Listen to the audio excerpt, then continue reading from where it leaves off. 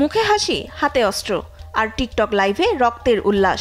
অনলাইনে মানুষ হত্যার বীরত্ব দেখাতে গিয়ে শেষ পর্যন্ত ধরা পড়লেন সুদানের আল ফাশিরের কসাই নামে পরিচিত কুখ্যাত সন্ত্রাসী আল ফাতে আবদুল্লাহ ইদ্রিস, যিনি আবু লুলু নামেও পরিচিত।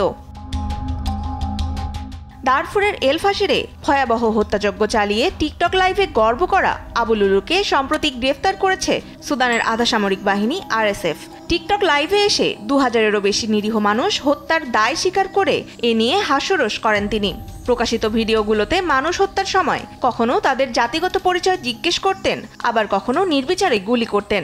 এ সময় তার মুখে হাসি এবং গর্বের ছাপ ছিল স্পষ্ট। বিবিসির তথ্য মতে সশস্ত্র গোষ্ঠীটির প্রধান মুহাম্মদ হামদান দাগালো বা হেমেত্তির পরিবারের সঙ্গে ঘনিষ্ঠ সম্পর্ক ছিল আবু লুলুর। 2013 সালে RSF-এ যোগ দেন তিনি।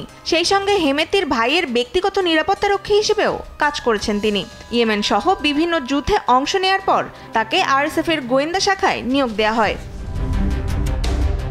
তবে আবু লুলুর সঙ্গে সম্পর্কের কথা অস্বীকার করেছে RSF প্রধান হেমেত্তি।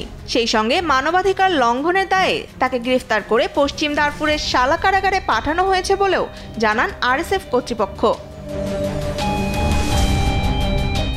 এদিকে এল ফাশিরের কসাই খ্যাত আবু লুলু গ্রেপ্তারের ঘটনাকে PR স্ট্যান্ড হিসেবেও দেখছেন সমালোচকরা।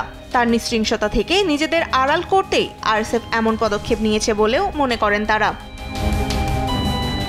তনিমা ইসলাম, নিউজ ডেস্ক, দেশ টিভি।